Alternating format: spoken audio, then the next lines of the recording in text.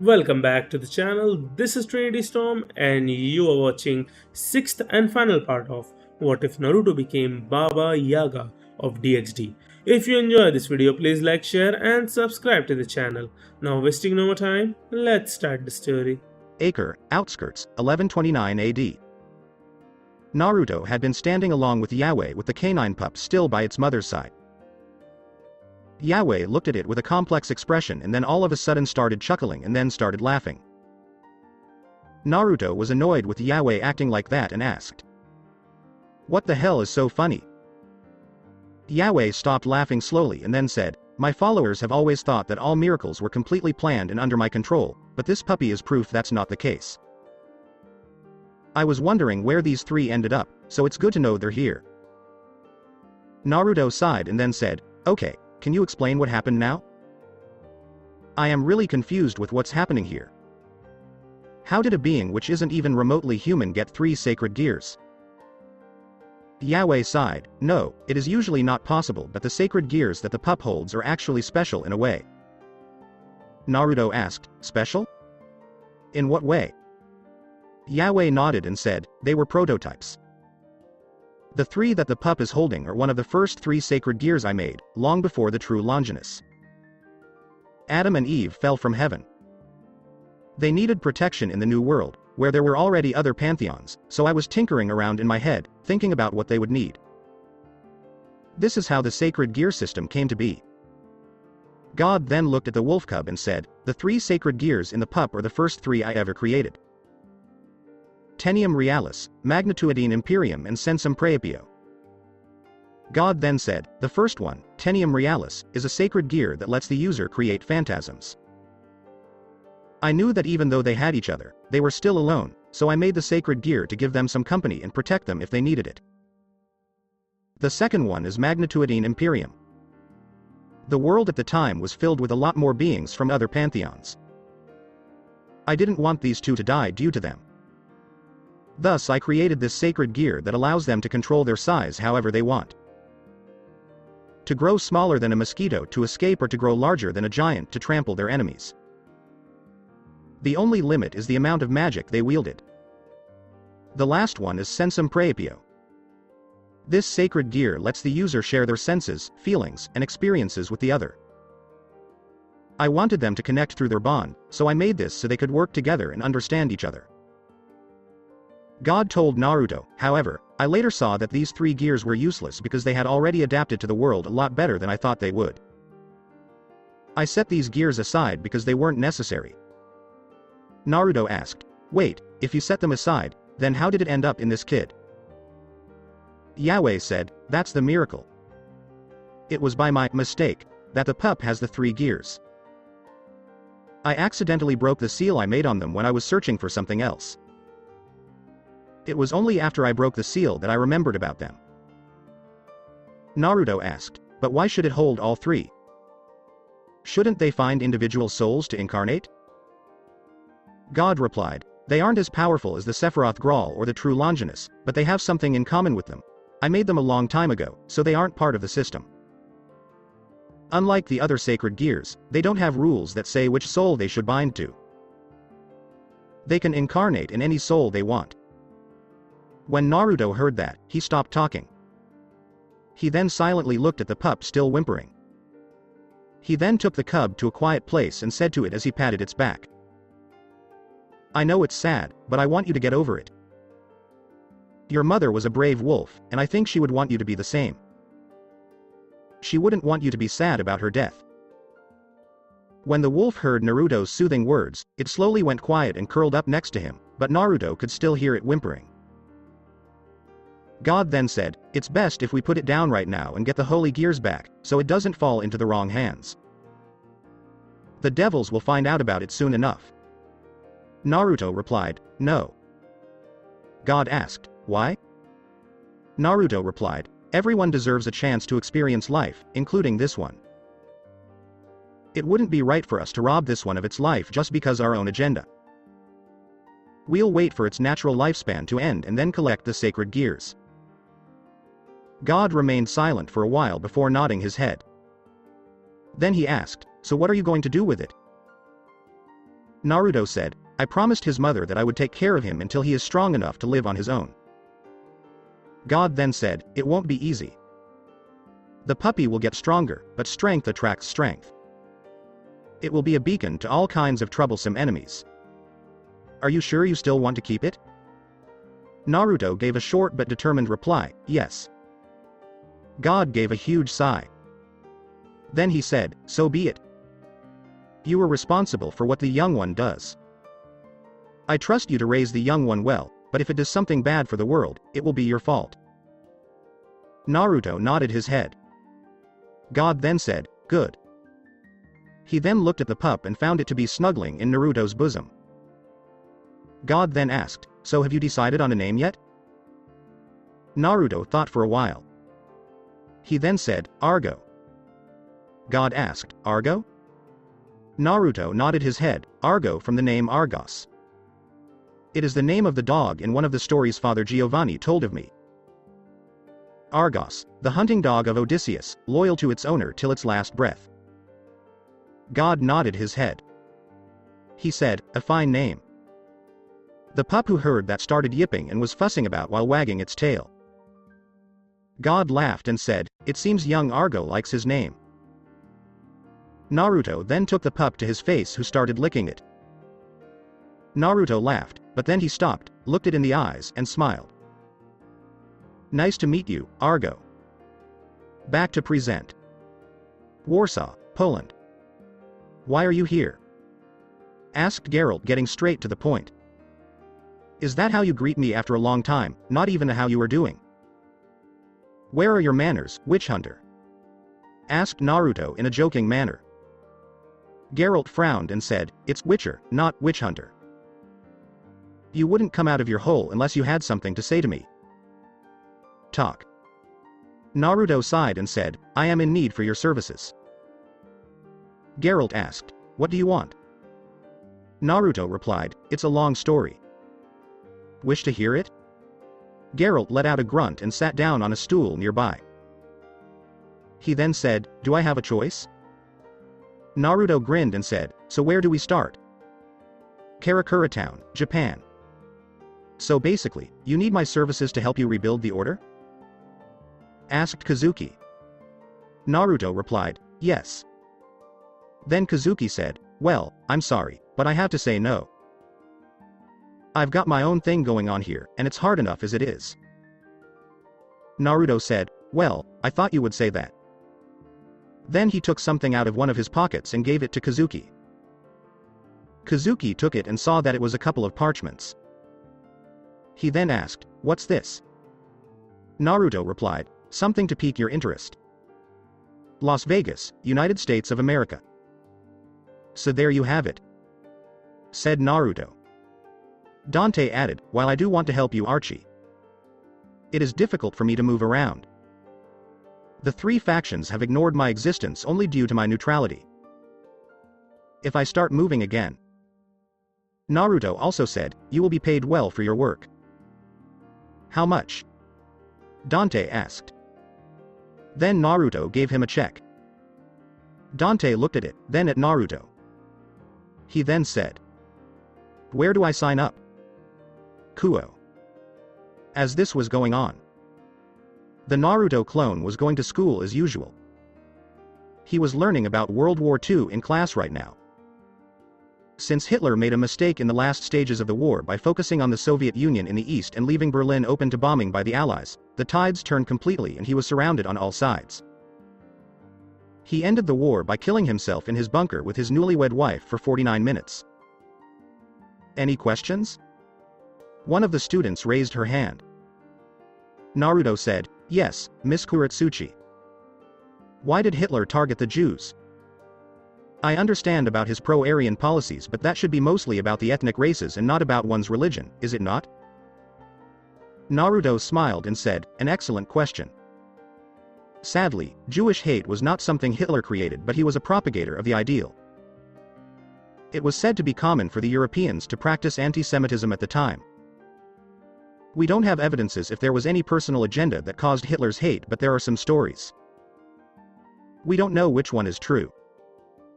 Kurama snorted and said, HMPH. The whole reason why he even started killing the Jews was because he wanted to prove a point to the Catholics who were wary of the increase in Jewish population in the country. Those idiots went and raised a psychopath who became unhinged and wanted to prove a point to them that he doesn't need their support. Naruto didn't pay attention to Kurama, and then he heard the bell. He said, "Seems our time is up for now. We will continue tomorrow." Class dismissed. All the students started leaving the class along with their backpacks, leaving only Naruto in the empty classroom. Or not, as 2 students stayed behind. It turned out to be a bespectacled black-haired girl with bob cut along with a long-haired girl with the same black hair and glasses. That was an interesting class, Uzumaki-sensei. "Thank you for your hard work," said the black-haired girl. Naruto replied, "Thanks for the compliment, Sona-san. So you have any questions about the class?" Sona nodded her head and asked, "Lots." Then Naruto said, "Go ahead and ask." Sona then asked about the more intricate details of the war, like the strategies used by the 2 powers. It helped that Naruto did see the war firsthand but didn't fight it. Instead, he helped find places for the refugees and helped protected them as they escaped Nazi Germany. But he heard about the victories and battles between the 2 powers through word of mouth from people in inns or soldiers. Sona was a diligent student for sure. Naruto could always talk to her in a friendly way because she had asked him questions about war strategies and other things like that before. He agreed and told them what he knew about the subject. However, he noted that once his identity had been revealed, she had been too wary of meeting him in person. Naruto understood that wariness and let her be. But once she realized that he wasn't going to hurt her, she started to talk to him more. Sona had always been interested in what happened in the world's history, but she was better at and more interested in how wars were fought than in what caused them. And what better source of material than a person who has lived in those times? Together they discussed for a while before Naruto noted that it was time for him to leave. He then said, "Well, it has been fun talking to you, Sona-san. But I must cut our time short. I have business to tend to now." Sona, who had been listening to them talk like a girl in a dream, felt like she had just woken up from a lucid dream when she said, "Yes, I'm sorry I kept you, Uzumaki-sensei." Naruto smiled and told Sona-san, "It's okay. I had as much fun teaching you as you did learning." Sona smiled. She then asked, "But before you go, may I ask a question?" "What is it?" asked Naruto.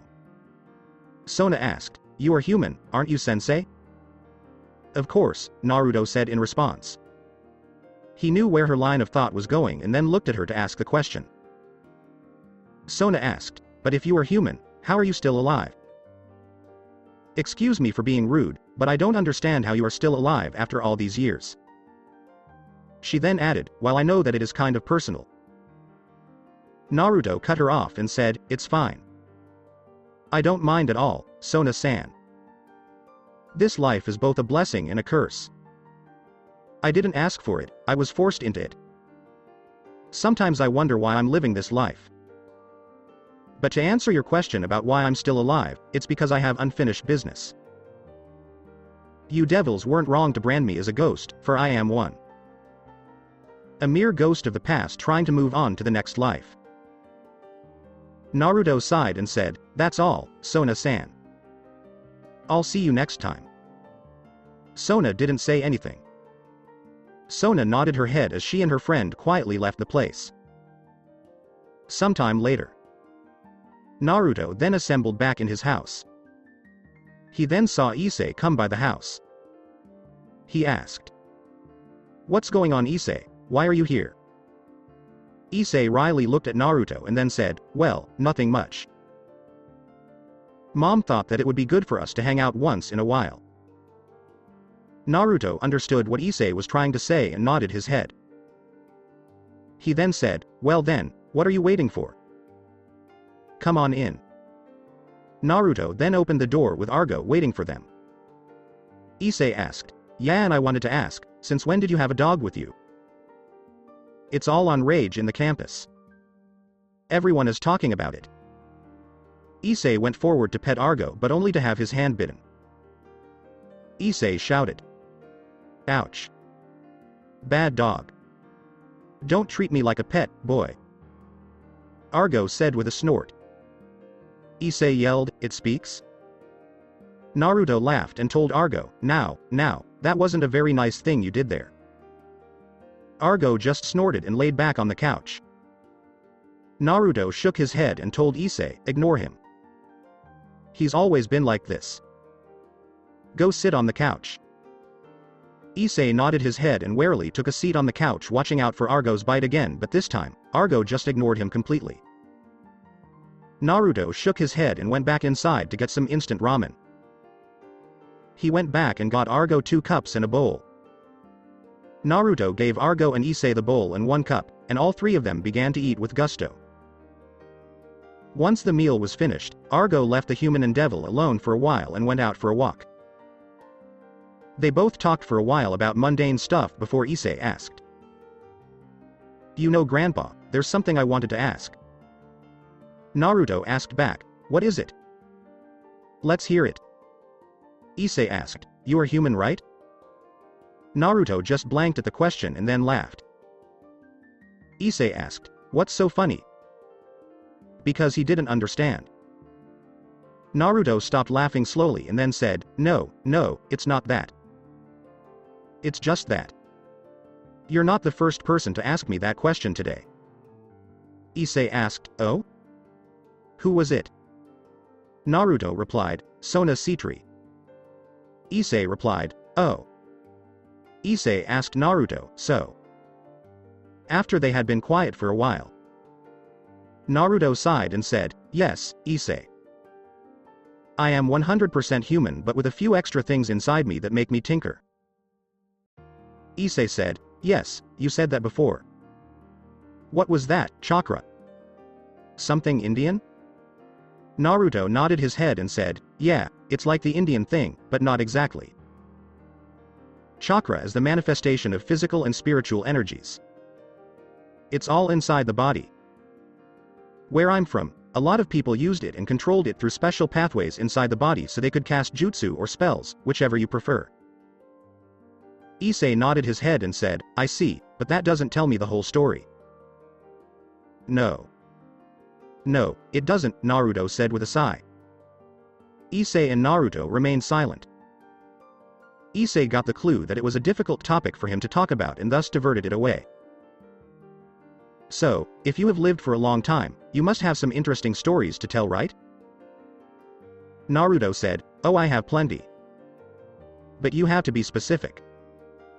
Issei said, how about something simple? The Sengoku period. Naruto said, I was in Japan at that time. I came back just in time. I saw how Nobunaga Oda started bringing the country together. He was a great warrior and ruler, but he was also cruel. I didn't take part in the mess because I was running an inn. Issei then asked, okay, what about kings? Did you know any of them? Naruto snorted, do I know any? I've met a lot of them and raised some of them, but most of them turned out to be disappointing. They may have started out on the right path, but power corrupted almost all of them. I can think of 3 who were the best rulers, though. Issei wanted to know who they were. Naruto said, Temujin was his name. Do you know him? Issei shook his head.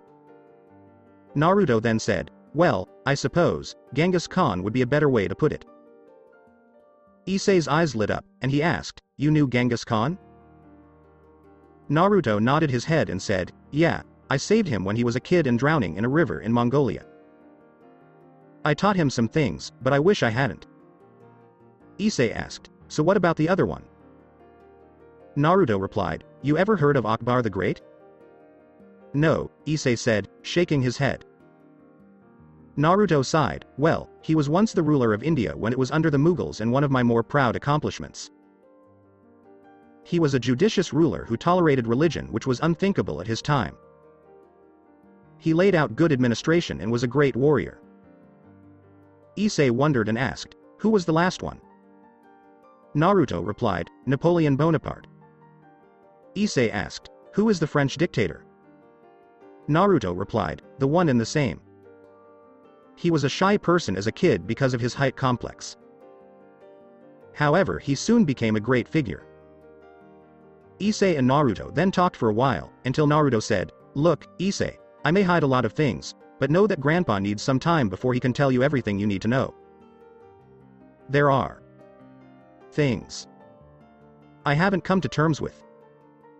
I promise you, you will know everything in time." Issei nodded and said, "It's okay, Grandpa. You can talk to me about it whenever you feel ready." Naruto said, "Thanks, but you should go. I have to take care of business." Issei nodded his head and said, "Bye." Naruto then looked at Issei leaving and then looked at the clock. He saw Argo standing outside the door. Argo said, "They are all waiting for you now." Naruto nodded his head and then said, "All right. We'll leave immediately." The pair of them then flashed out of the room, leaving only silence to dominate the place. A dark room. Naruto then came back to life in a room full of different people. There were people, devils, and even fallen angels among them. All of them were sitting in a chair in front of a huge round table. Naruto then announced, "It seems all of you are here. Excellent. We can now begin." He then stood up and said, "Well, everyone here may already know me, but I'll introduce myself anyway. My name is Archambault de Saint Amand, and I used to be a member of the Knights of Solomon's Temple, a group that was part of the Catholic Church. You should be familiar with the group, and you should know that the church got rid of it a few hundred years ago. Those of you who are here have been chosen to recreate the organization. But, as you may know, this organization is made to keep the peace between the three groups that have signed a new treaty. I am not going to be jabbering all day long and will keep this short. Each of you have been chosen for your unique set of skills. However, this place is not the end, you will be required to grow even further along with this organization of ours. To keep the peace and also to nurture and care. That is our goal. Even though this organization is called the New Templar Order, I suppose a more fitting name should be cited for this, as this is a new organization with a new purpose in mind, don't you think so?" There were murmurs in the room, but everyone nodded their heads in agreement with what Naruto had said. Naruto then said, "Well, since you all agree, I think the new name should be the Fraternity, because I believe that we can only achieve real peace if we all work together, no matter if you are human, fallen, or a devil. To see fallen angels, humans, and devils as brothers and sisters, not as enemies."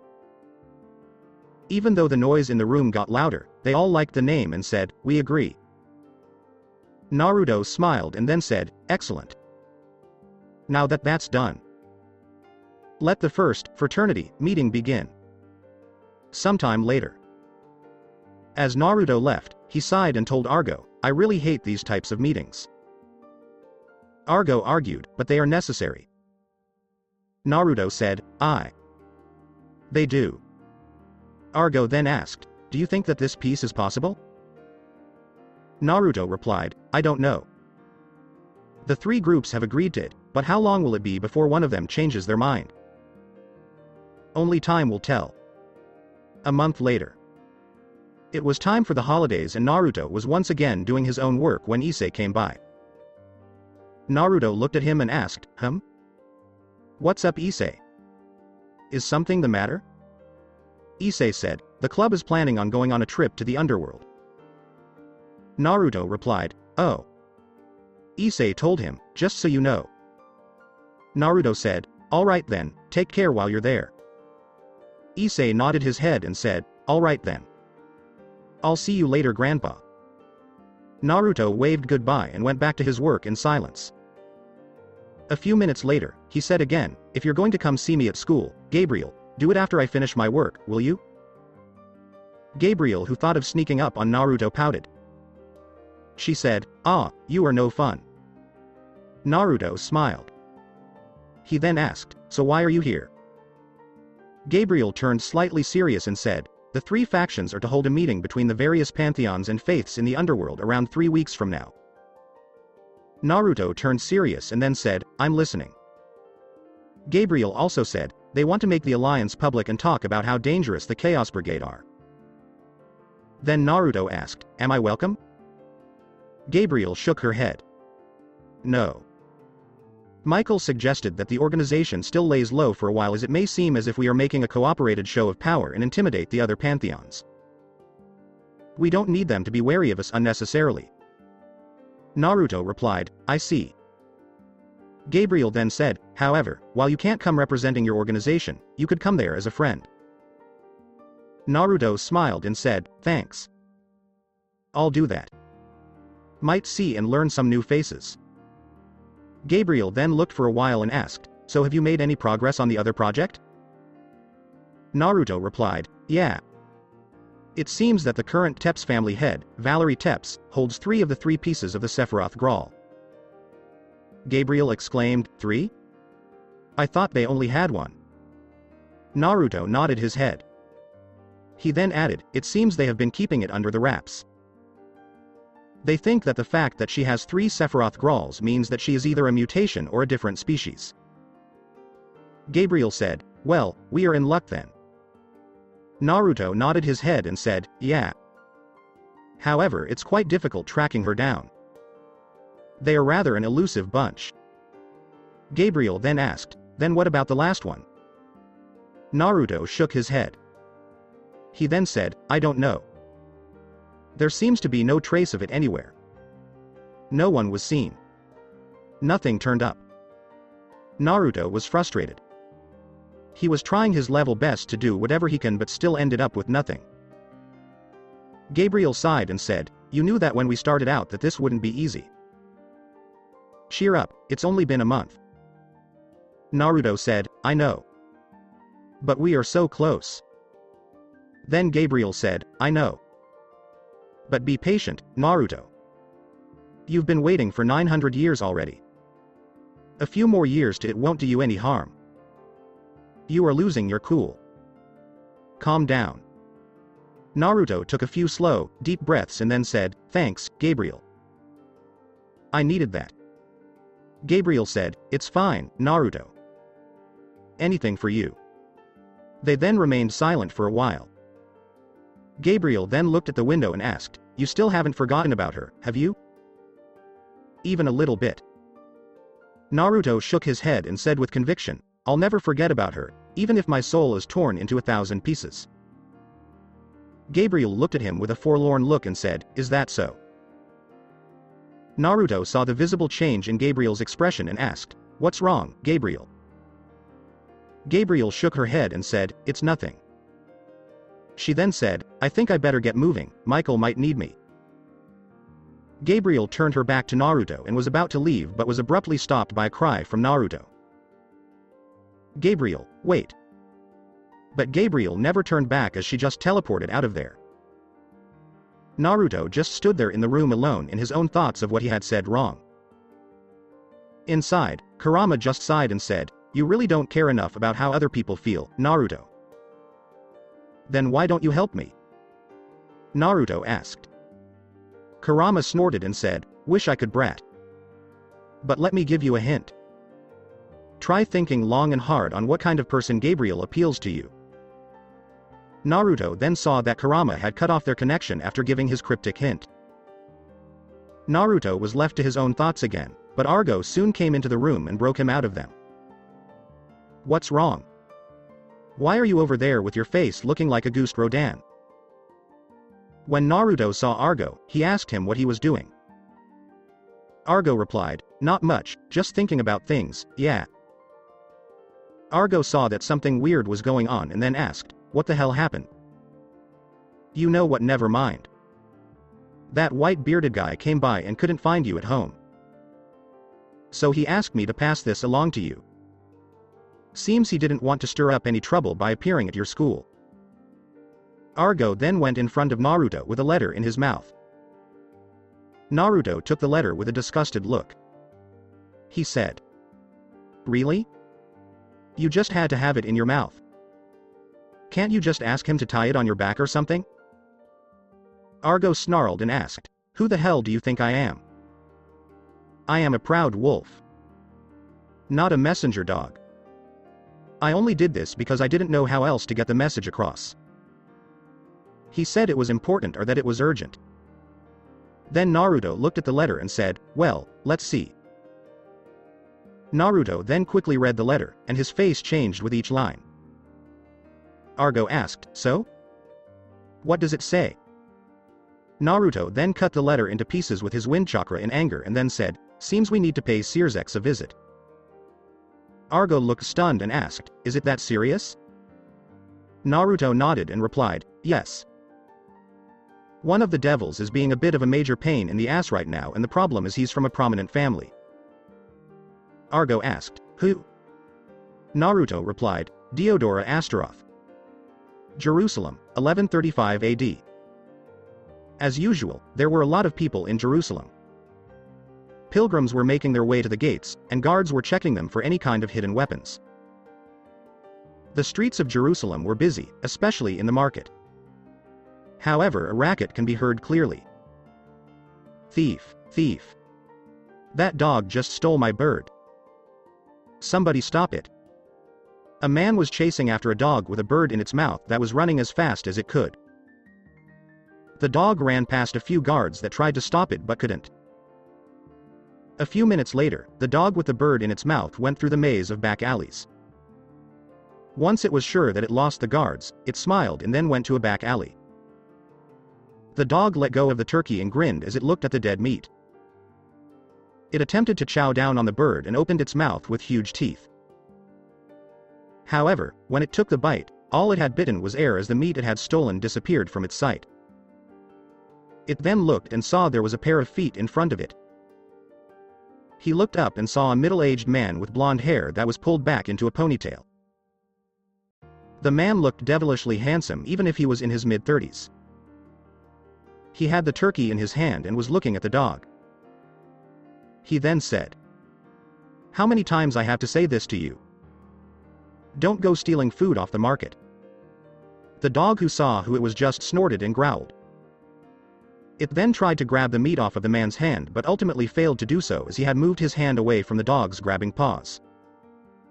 The dog growled. "Argo, you know what you did wrong," the man said. The dog growled further and finally snorted before turning its head away from the man. The man smiled at the dog's attitude. He then threw the turkey at Argo. The way the man did what he did surprised Argo. The man said, "Next time you want something, just ask for it. Don't steal. I already paid the man for the bird, so enjoy your treat." Argo, who heard that, had his eyes shine. He forgot about the turkey and then jumped at the man and started licking his face. "Whoa boy. Calm down. It's just a bird. Alright. I get it, you little glutton. Now hurry up and get your meal. You can eat once we get back home to the temple." Woof. 6 years have passed ever since Argo came into Naruto's life. The times were peaceful and bountiful. The Templars have grown with the help and support of the church. They had more money and more apprentices who chose to follow the path of protection. Everything was going well. Naruto had also aged well into his mid-30s, but his bearings and attitude made him look younger than he was. He now had a bushy beard on his face along with his sapphire eyes that never lost any gleam in them. "Arshimbo?" A voice interrupted his thoughts as he looked on to see a young woman in her 20s having black hair and amber eyes. She was beautiful as if God himself had sculpted her body from scratch. She wore a brown cloak on her body covering what she wore underneath. However, while the cloak may have covered her physical body, it didn't cover the aura she gave. It was a vibrant one, but also one that had an aura of calmness to it, one of mystery but also one that was familiar. Ita Euro had an indescribable feeling to it. When Argo saw the maiden, he ran towards her with the turkey in his mouth and wiggled the turkey's tail in front of her. The young woman gave the dog a hard look and said, "Bad boy. Don't think I haven't heard what you did in the market. How many times we tell you, stealing unnecessarily is wrong." Argo, who heard that, immediately became docile with his tail and head down with a look of shame. When the girl saw that, she sighed and knelt down. She then started to pet the baby. "It's all right. Since you know what you have done wrong, I'll forgive you. Don't do this again, alright? There, good boy, good boy. Naruto came near the maiden and dog and said, "So why are you here, Beatrix? Where's Christina?" Beatrix looked at Naruto but didn't stop scratching the dog's ears. She said, "I was out here getting some fresh air in the streets. Christina is at the church helping with the wounded as one of the healers had fallen ill himself. I was returning back to the temple when I heard the commotion in the market and found Argo here. Though it is good I found you. The Grand Master was searching for you earlier in your quarters as I was passing by. Said something about wanting to talk to you. We better get moving." Naruto nodded his head and said, "Let's go." The three of them made their way back to Solomon's temple. On their way inside, one could find a lot of men wearing black and white robes with the symbol of a cross on their vests, while having teachers in white robes instruct them on the way of the order. They went to Hugh's quarters and finally knocked on the door. Enter. They entered the room together to look at Hugh behind a bunch of parchments. Naruto then asked, "You wanted to see me, Hugh?" "Yes, Archum, I did." Beatrix said, "Then I shall take my leave." Hugh said, "No, Lady Beatrix, this matters concerns you as well." "What do you mean?" asked Naruto, narrowing his eyes. Hugh then said, "It looks like our worst fears have come true." Naruto looked surprised. "When?" he then asked. Hugh said, "We march 3 months from now." Beatrix asked, "March where?" Hugh and Naruto remained silent. Hugh then said, "The others will be here soon. We will talk once they are here." Naruto nodded his head. Beatrix frowned. She matured better both physically and mentally and thus remained patient. If it was the young Beatrix, waiting wouldn't have been an option as she would have straight away demanded that they tell her. But her tomboyish nature had subsided as she grew in the temple as her blood cooled and her mind cleared. In a short while, the other members of the Circle arrived. The Circle is the inner group within the Templar Order who are concerned with the main affairs of the organization. Information, manpower, training recruits, funds and banking, and the like were handled by the members of the Inner Circle. The Inner Circle consisted of all the 5 founding members along with the early members of the Order, which included Naruto, Hugh de Payens, Hugh de Champagne, Payens de Montdidier, André de Montbard, Godfrey de Saint-Omer, Fulk v. Gundamar, Rossel. These are the members of the Inner Circle. Godfrey joined the Templar Order after Hugh, Naruto, and André set it up. He was a righteous middle-aged man at the time, but Naruto found him to be a good person and a loyal friend who liked jokes and fun as much as he did.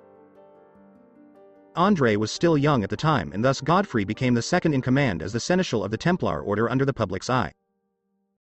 Hugh was fine. What Naruto liked most about him was his loyalty. He wasn't great in battle, but he could hold his own. When it came to strategy, though, he was a genius, maybe not as good as Shikamaru, but close. André was third in command, was the marshal who was responsible for the commanders and equipment along with manpower allocation. Fulk, Gundamar, Rossel, and Payens joined later and mostly gave advice.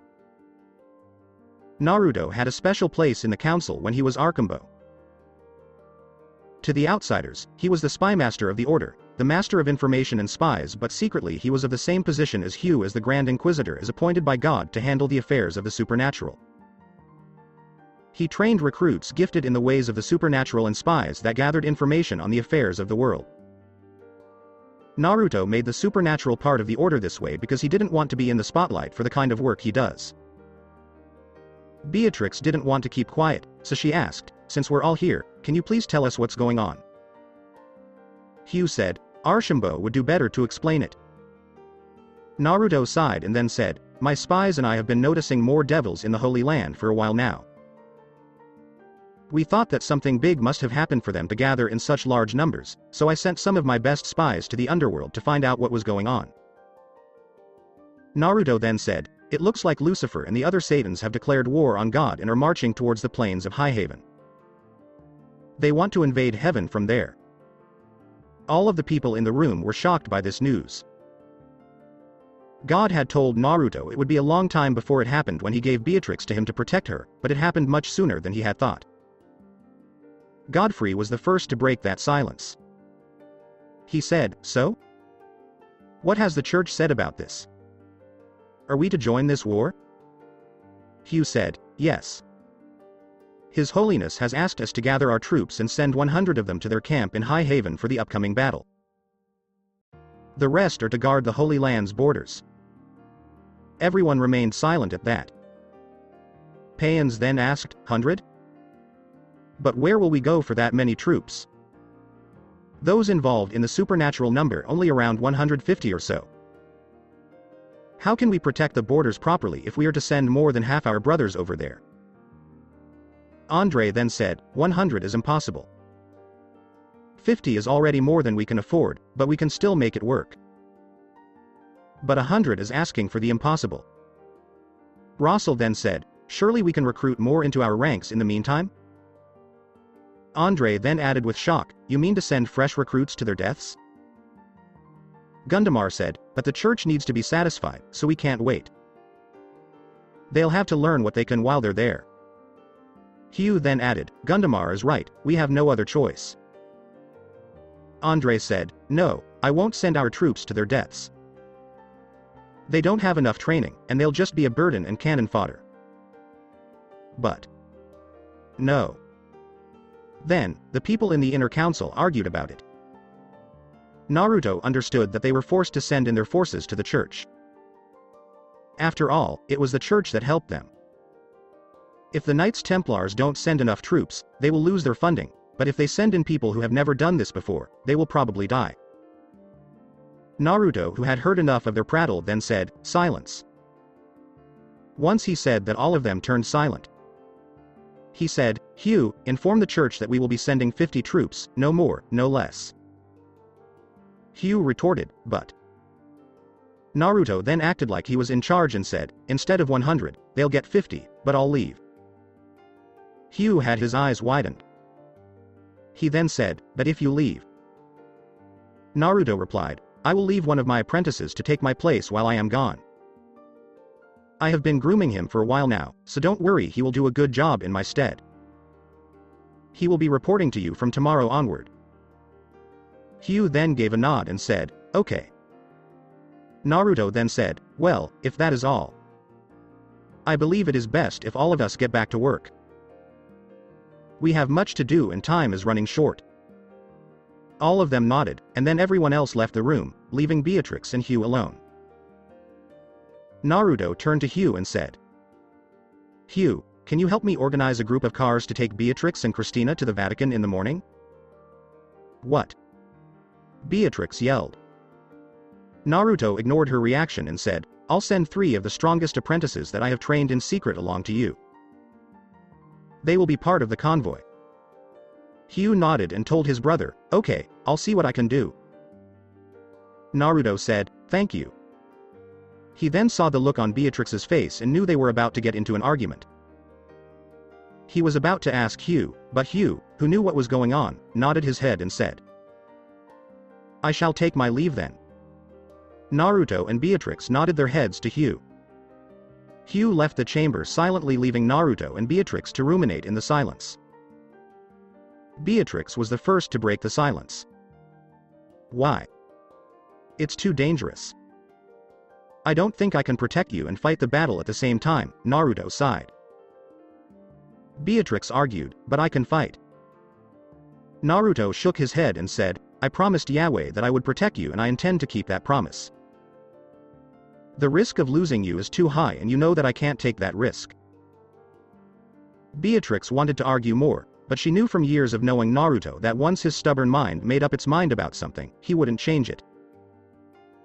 She then knew all her efforts will be futile and thus could only stamp her feet hardly on his before leaving the chamber angrily while huffing and puffing. Naruto did not writhe in pain when she stamped his feet, only revel in disappointment at the fact that she didn't understand his intentions, all the while preparing for the upcoming battle. He sighed and then thought, well, Lord First, it looks like you were right after all. No matter the age, no matter the place, war always exists. Back to present. Deodora Astaroth. He is the heir to the Astaroth family and Beelzebub's younger brother. People who know him would use the word silent to describe him. But this silence isn't like the actions speak louder than words silence. Instead, it's more like a creepy silence where he makes himself feel very uncomfortable. Calling him creepy would be an understatement if they knew his actions, if they knew the deeds he had done in the dark, the crimes he had committed a euro. He was the perfect example of a fiend. He was a real scumbag, and his personality was just like that of the worst devils. He looked frustrated as he watched his latest exploit. Asia Argento. A nun who he had become obsessed with after looking upon her once. He wanted her. He wanted to break her, remodel her into an emotionless doll while taking pleasure in doing so.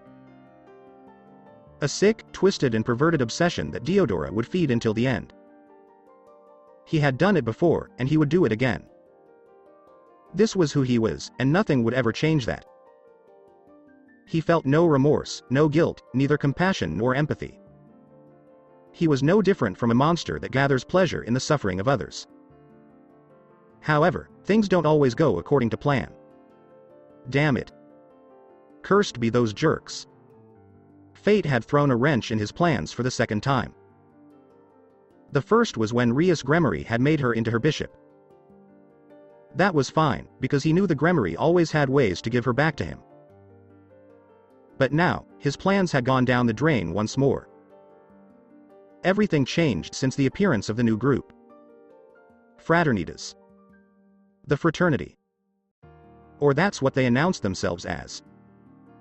Ever since they appeared, things have changed a lot in the underworld. Things have gotten harder and stricter for devils. A lot of devils didn't like it, but they didn't say anything because it was what the four Satans wanted. There were a few brave hearts among his like-minded peers who tried, but they were silenced soon enough. Deodora doesn't want to know how, but he can't find out. The ones who had tried will not talk of what had happened, much less show their faces. It's because of those damn fools that I couldn't get Asia now. Curse them. I hate them. Curse the agreement set up by those fucking Satans. Yes, it was agreed by the Satans that the peerage-holding devils are no longer allowed to exchange peerage members without the consent of the said member.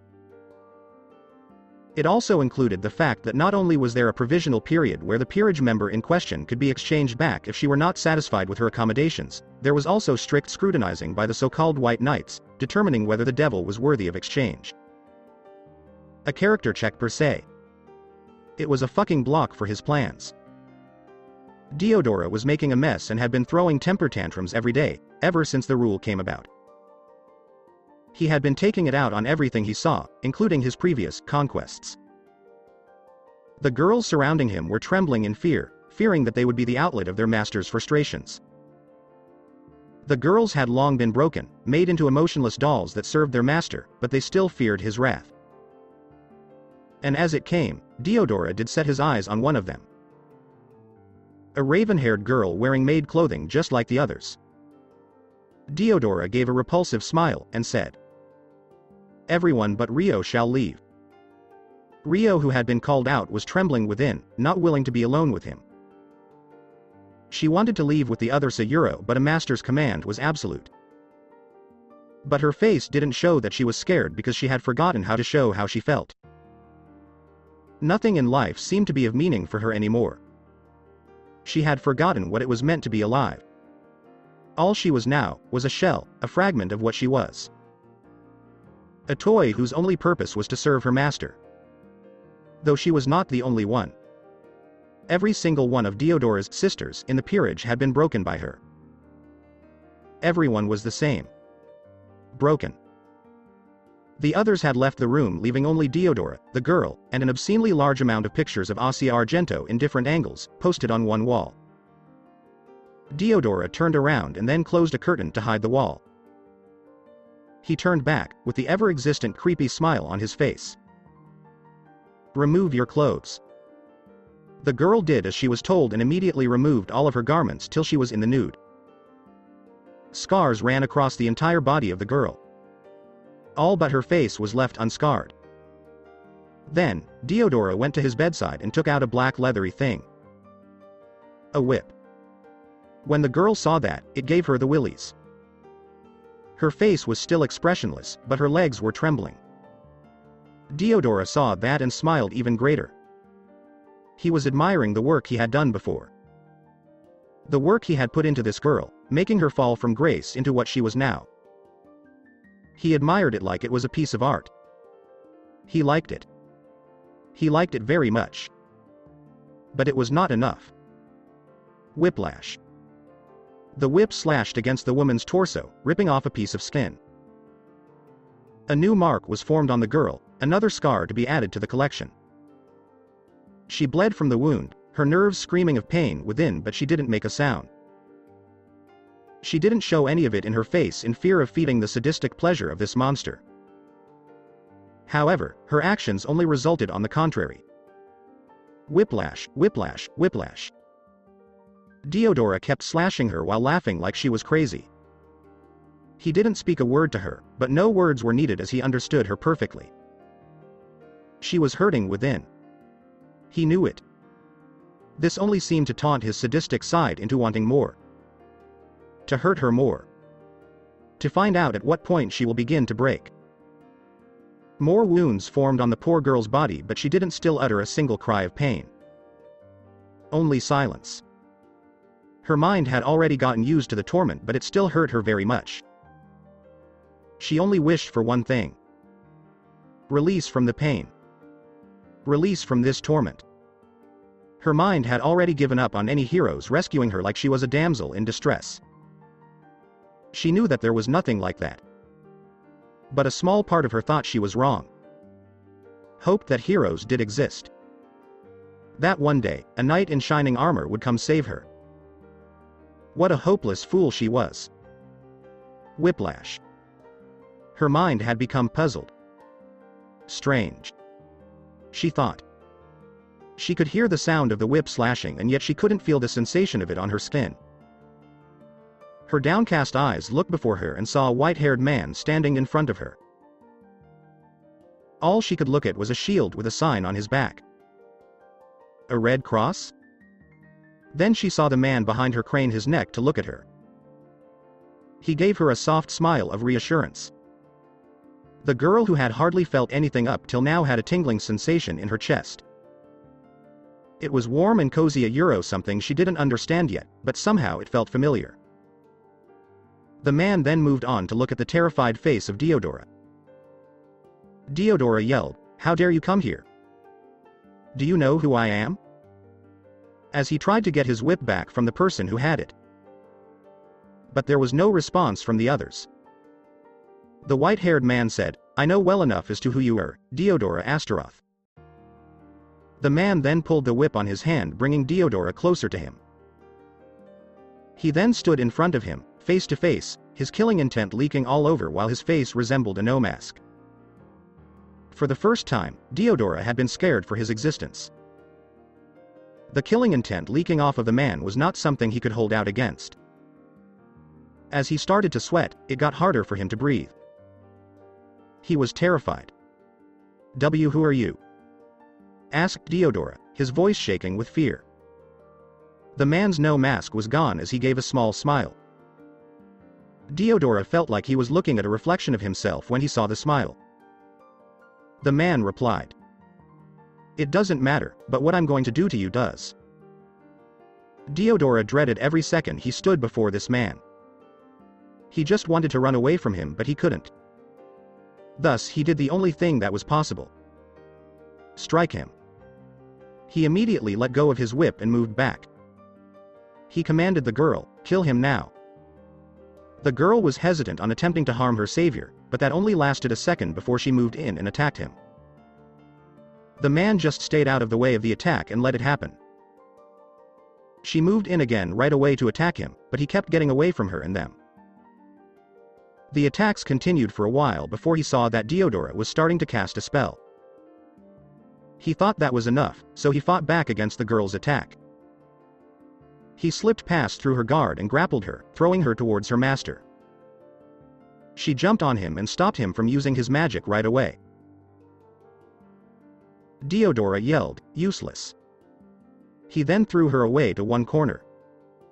She hit a wall and immediately became unconscious as the impact was on the back of her head. The man looked on with his stoic look, unaffected. But hidden within him was a trace of anger. Deodora could tell that she was angry. Even though he was self-centered, he didn't think he could beat his opponent this time. He immediately yelled, "Tia! Christy! Sophia! Everyone! Get in here! What's taking you so long?" But no one picked up when he called. Now the man had a dumb look on his face and said, "Do you really think they'd come here after this long for not responding? Don't bother, they've already been taken care of. They're taking a nice nap, so it's just you and me now." Deodora's fear escalated as he was forced into a corner. He felt like he was stuck in a trap like a rat. Thus he was left with no choice but to use his trump card. Black-purple snakes began to manifest on himself, increasing his power exponentially. The white-haired man looked at him with a scrutinizing eye, not interrupting the process. After the process was over, Deodora felt much stronger than he had before. A sense of euphoria befell him. He felt like that he could take on anyone right now. Even the opponent in front of him. He laughed and said, "Fufufufa euro ha ha ha ha. Yes. This power. Can you feel it? This is the power of a chosen one. Be prepared to get killed, bastard. Die." Deodora rapidly began casting magic that would have otherwise destroyed the room, but unusually it didn't. The man just stood there and watched as all the attacks were thrown at him. The walls of the room were being torn down with each spell that Deodora cast, turning them into ruins, but not a scratch was present on the man himself. Deodora soon became frustrated and yelled, "Why won't you just die? Die?" The man suddenly moved forward, furrowed his brows, and punched Deodora in the face. The punch sent Deodora flying, and he hit some furniture and leftover walls before landing in the mansion's courtyard. He turned his head and started bleeding from his mouth. He then threw up blood on the grass. His mind had once again begun to know fear. After all, the man had penetrated the barrier magic he had cast with ease, as if it wasn't inexistent. Deodora was sure that if he hadn't cast it ahead of time, his opponent's punch would have gone right through his head. Deodora was afraid for his life when he found out that he knew that. And only one hit was needed. One single punch to the face.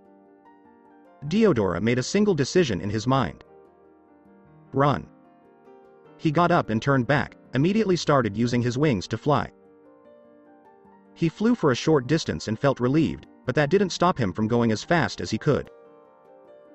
Then, on his back, he felt something like a bee sting. Deodora realized all of a sudden that he could no longer fly.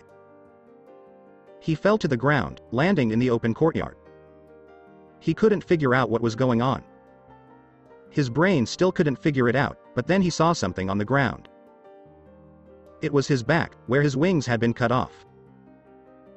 Despair and pain hit him at the same time. His mind comprehended the fact, but couldn't accept it.